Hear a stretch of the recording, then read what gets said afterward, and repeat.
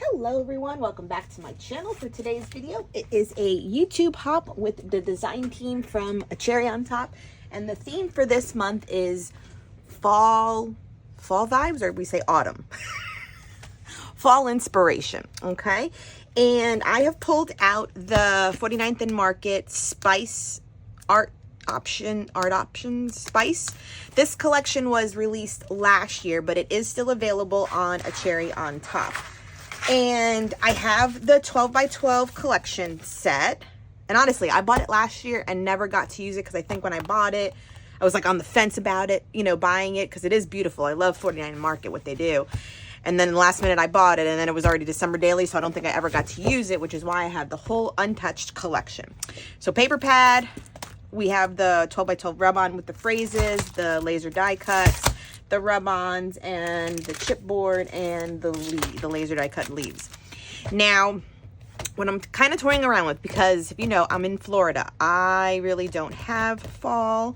I can do a couple of layouts, but since it hasn't even really begun, we are in the beginning of October, you know, I don't have any pumpkin patch pictures yet. I have some gardening ones, and we went to the petting zoo recently. But besides the point, I was thinking I was just going to do an art journal page with a fall quote. So I was loving this page, and it'll fit perfectly when I cut it in half into this, you know, journal.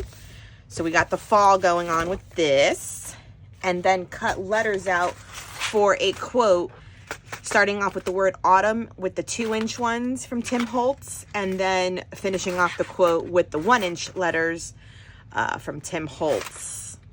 And I think since we're using that, we'll use a paper. I think there's a purple one to kind of get like nice contrast, because the whole kit is like, this is gorgeous. Like that just needs, you need to plunk a picture on there and that's it. I thought there was like a brown or the teal, but then I lose that. Teal could work too. Oh, and here's the purple. So I can cut my letters out of that, is why I am looking at it. It's like orangey purple on the bottom. Teal would pop, but so would the purple. Which one do I want to lose? This is really pretty though on the bottom, but I don't need that much. Do I want the teal? Do I like the purple? Dang it. See? Okay. So we're going to cut out letters and do a quote and in here, and maybe add some of the lasers. So we probably don't need any of the rub-ons. We probably won't need the chipboard. Yeah, that's where we're at. So keeping it simple as far as not having to do the whole background because we're using this gorgeous paper. But nonetheless, let's get it, you know, cutting this, marking it so that I can get it in here pretty good, and then cut out letters with our manual die cut. Okay, so let's get started. Okay, so I start by cutting this paper just directly in half at the 6-inch mark line. And what I will say is that here I am trying to mark off like where I should slice, and I make those slices. Don't do this, okay? Don't do that because it came up short. So you will see me kind of, you know, mend the very last like 1/4 of an inch on this side of the page because it's a little hair shy, and I could, you know, remedy that. And so I'm doing that right now, where I was like, oh my God, of course I would try, you know, not measuring it. So when you do this, just adhere your page and just trim it once it's on the page, because even making it the size of it, as soon as it's tilted just a little bit, then it's off and it's skewed, and it'll just drive you batty like it did for me, at least in this instance. So I just made sure that one edge lined up pretty good, and you saw I left it long and wide, and we would just go ahead and cut off the edge. See, I should have just done this part like this with my long, you know, 9-inch scissors from Tim Holtz and been done with it. But no, I thought I was going to be like, oh, I'm just going to snip it here and snip it there and make it good. No, don't do that, guys. Don't do that. So I take the largest out, the 2-inch alpha from this set, and spell out the word autumn. And then I'll use another 1-inch alpha set. I think I do change alpha sets, and I use one from Little B Cutters, Little B something, and I do out the rest of the quote in a 1-inch alpha. I think I changed it just simply because it looked like a similar font, like a sans serif kind of font, and I felt like the small 1-inch one that I grabbed out initially kind of had that that, what is it, like that varsity, you know, sports lettering, and I just didn't want that look with this simple outfit because these are my biggest ones that I have for dies. So I took the time to do all this letter cutting off camera. I didn't want you to bore you with that. And so here I am already kind of gluing them down. And, you know, another thing I should have, I mean, granted, it doesn't matter. Like, I should have maybe put guidelines, you know, some straight lines that have given me a little of whatever, you know, guidance on making it straight. I did not, so you can kind of, I mean, you probably don't see it. I just see it afterwards. That word second is kind of in a downward slant. And, you know, if you do this, you know, mark some lines with your T-square ruler. I'm just going to say that. I'm just going to say that because that's the only thing that kind of drives me batty at the end. I'm just like, man, some of these letters are crooked. And I was like, of course they are. I didn't draw any lines. What did you expect was going to happen, Ty? So, this part is messy. I'm using this Fabri-Tac. This glue is like my favorite glue right now, but it is a very, almost like working with hot glue. It's very stringy. No matter what you adhere it to, it's always going to have like a little stringy cutoff that gets everywhere. And so my nails were just covered in clear glue. It is what it is. It does wash off quite easily when you wash your hands with soap and water. So, okay, sirrah, you know.